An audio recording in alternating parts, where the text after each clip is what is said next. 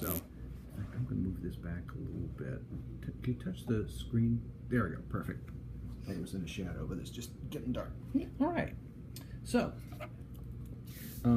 we started out, and you happened to be walking the other day with your friend John, and you and he saw a flyer hanging up, and you both noticed that thought it was interesting. You took a picture of it. This happens to be what the flyer looks like. Okay. And John has just sent you a message and said, hey, I'm kind of interested in that still. Do you have that picture? Could you send me the information from that? And we've got on this phone a new app called Get Text. And what you want to try to do is extract the text from it and send the text to reply to his text message, as opposed to trying to send the actual picture. Okay. All right. So with the app. Yeah, open. to get to the app now, in an Apple you would normally hit the home button. Yes. To go to home. But now, you want me to see the circle that that you understand why. Yeah. That's my fake home button. So yes. Go ahead. So I'm just gonna click the fake home button, and I see the app there, Get Text. So I'm gonna click on that. So what I see is like a menu on the top that, well, it kind of not a menu, but the usual iPhone standard style thing where you have like a button on the left that says import new, and then settings on the right, and clearly a picture that I've taken before. So I'm going to say import new. I don't know if that means that I can click pictures with this, or oh, there it is. Okay, so I've already taken a picture of the rejection study, so I'm just going to import that, and I can see the text from the picture. So I can either select all plus copy, or maybe I can select, oh, okay, comment mode. Just cancel. Oh, cancel. Okay.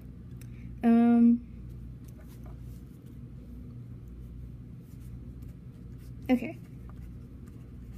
So I can either save the text or I can select all and copy, but since in this case I need to send it to my friend, I'm gonna say select all and copy, and then go back to the home button, go to my messages, and then paste it into my messages and send. Cool. Okay. So we're going to try one other small task while we're here. There's when you hit the import all, and there were a couple new photos that came in. You saw there's more than one. Now you kind of wonder, what was that other one? I didn't remember taking that. Why don't you go back and let's take a look at that. Okay. So I'll go back to the app. I'm opening the app, and here it shows me that I have 3 photos with text in it. And I think the other one that I saw that I hadn't imported was the second one. It's kind of confusing now because it seems like it is imported both when I initially said only import the rejection study thing. Oh, okay. Yeah. So I'll click on that, and now I see that is some kind of text from a book, maybe, or like a piece of paper. Turns out it's just a sign that was on a lab that was kind of funny. You took a picture of it. Maybe oh, okay, something that was funny. Okay. But now you're thinking, well, but that was funny, but yeah, it's a picture with text, but I don't necessarily want it in this app. Can you think of a way you could just kind of get rid of it? Yeah, I guess there's like a button on the right that says remove. So I'm guessing the reason I want to do that is because I want it as an image, but not really interested in the text as in the text format. So I can say remove. So remove photos with text. This will remove edits you made to the text but will not delete the photo. Okay, cool. That's what I was hoping for. And it's deleted from the app, so I don't really need it in text mode. Okay. Does that seem like that would be a useful feature? I guess so. I mean, so am I thinking of this app as just a platform which would allow me to convert the images into text, or does it also store the text? Because if it does store the text, then yes, that would seem like a useful feature. But if it's something that just converts it into text and then I use the text in some other format, then it doesn't really matter to me. I would just look at it as like an interface between the photos and the text. Does that make sense? That's great feedback. Yeah, that's really helpful. Thank you. Okay. All right, so I'm going to borrow the phone for a second. Sure. I'm going to have to reset us to go on to the next one. Mm-hmm. Exit this prototype. Now we're ready to go to number 6. All right, so again, another text message from your friend John. Mm-hmm. And you had been in a presentation, and this slide was shown, had some suggestions for things you might want to put in your portfolio. And John once again says, hey, I remember you took a picture of that. Sends you a text message, says, could you send me the information off of that? Okay. So he said that I have taken a picture of it, so clearly it'll be on my iPhone. So I'll click home, go to the app, then say import new, because I assume the photos are okay. And I can see that it's the second one, because that's the one that looks more like a presentation, and it also says the presentation heading. So I have the text here, and I guess I could select all and copy, and then send it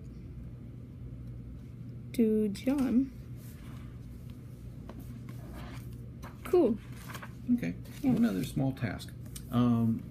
We're going to go back in again, because you may have noticed there were at least two that came in. Let's go take a look at that. Okay. All right. So, yeah, you see the thing that looks like, kind of hard to see, but that's the picture. But it's kind of funny. See what the description of the picture says? And oh, okay, you're on the picture already. Yeah, but then it said www.judge, and basically it gave me the first line of the image.